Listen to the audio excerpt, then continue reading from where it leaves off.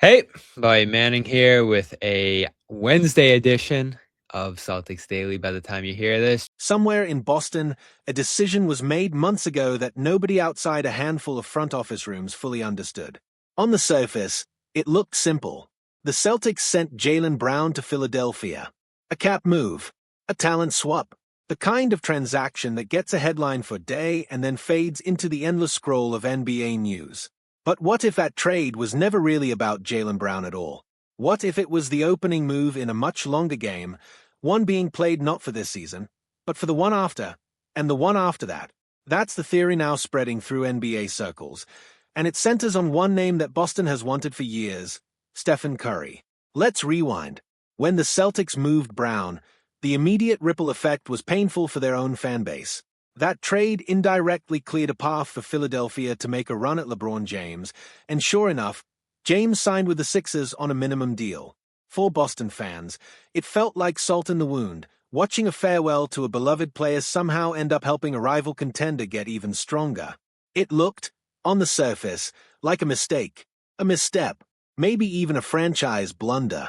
But here's where the story turns. Salary cap analyst Yossi Gozlan looked at that same sequence of events and saw something else entirely. Something colder. Something more calculated. He floated a theory on a recent podcast appearance that has since taken on a life of its own. The idea that Brad Stevens and the Celtics front office didn't just fail to block Philadelphia's path to James. They may have quietly avoided sending Brown somewhere far more dangerous. Somewhere that could have changed the entire landscape of the Western Conference. Golden State. Think about it.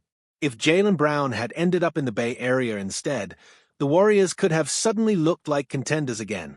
A defensive-minded wing, still in his prime, slotting in next to Stephen Curry. It could have been the missing piece. It could have extended the championship window for a team that many assumed was fading into memory. But that never happened. And according to this theory, that absence wasn't an accident. It was a choice, a chess move, 5 steps ahead, designed to make sure Golden State stayed exactly where it is now. Stuck, rebuilding, watching the clock tick on Stephen Curry's legendary career, without giving him the roster to match his greatness. Because right now, that's exactly the reality Curry is living. A team that missed the playoffs last season.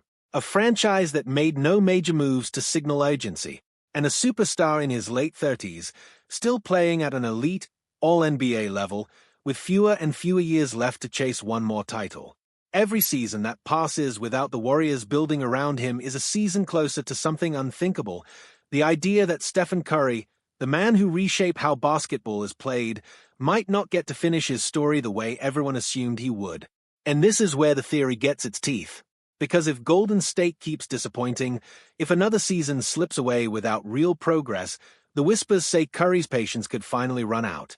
This isn't some baseless prediction pulled from thin air. There have already been reports of growing frustration inside the Warriors organization. There have already been suggestions that ownership is leaning on Curry's loyalty, his decades of devotion to one franchise, almost as a bargaining chip, betting that he'll stay quiet and stay put no matter what happens on the court. But loyalty has a breaking point, and legends don't get infinite chances to chase a storybook ending. So who's waiting in the wings if that breaking point ever arrives? According to this theory, the answer was in Boston all along, and the pieces are already in place. The Celtics have a massive expiring contract in Paul George that could make the financial math work in a trade. They have proven trade chips like Peyton Pritchard. They have a stockpile of young wings and draft capital, including the very picks they acquired by trading Brown away in the first place.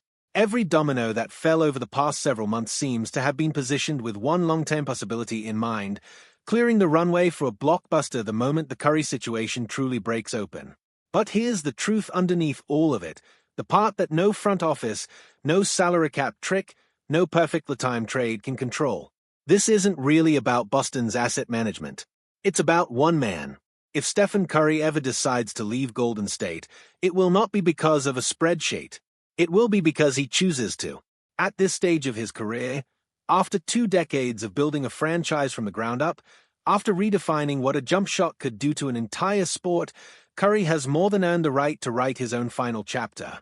And whether that chapter ends in the Bay Area or somewhere else entirely will be his call and his alone. And that's what makes the Boston connection so tantalizing to imagine. Picture it, Curry, dropping into a system built by Joe Mazzulla that thrives on spacing and off-ball movement, the exact conditions that made him unstoppable in the first place. Picture him lining up next to Jayson Tatum, a two-man combination that could terrorize the league for however many seasons Curry has left. It's not just speculation for the sake of speculation. There's a real thread connecting these two stars. Recently, Curry was spotted golfing in New England, spending time with Tatum away from the noise of the season. A quiet moment. A friendship. Maybe nothing more.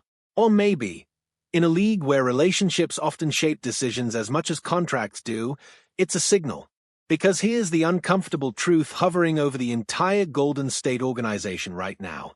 The Warriors are not far from being competitive. They're close, arguably even in striking distance if they played in a weaker conference. But close isn't enough anymore. Not for a player of Curry's caliber, not with the years ticking away. And if the front office continues standing still while the clock keeps moving, the gap between where the team is and where Curry needs them to be will only keep widening. So is this theory a stretch? Maybe. Front offices rarely operate with the kind of five-dimensional foresight this story imagines. Sometimes a trade is just a trade. Sometimes a golf outing is just two friends enjoying an off-season. But once an idea like this is out in the world, it's almost impossible to unsee it. Every quiet Warriors season from here forward will be watched through this lens. Every report of frustration inside that locker room will be treated as another crack in the foundation. And if the day ever comes when Stephen Curry decides it's time to leave the only franchise he's ever known, the entire league will look back at this exact moment, a trade that seemed to hurt Boston, and wonder if it was never a mistake at all. It was the first move in a much longer game.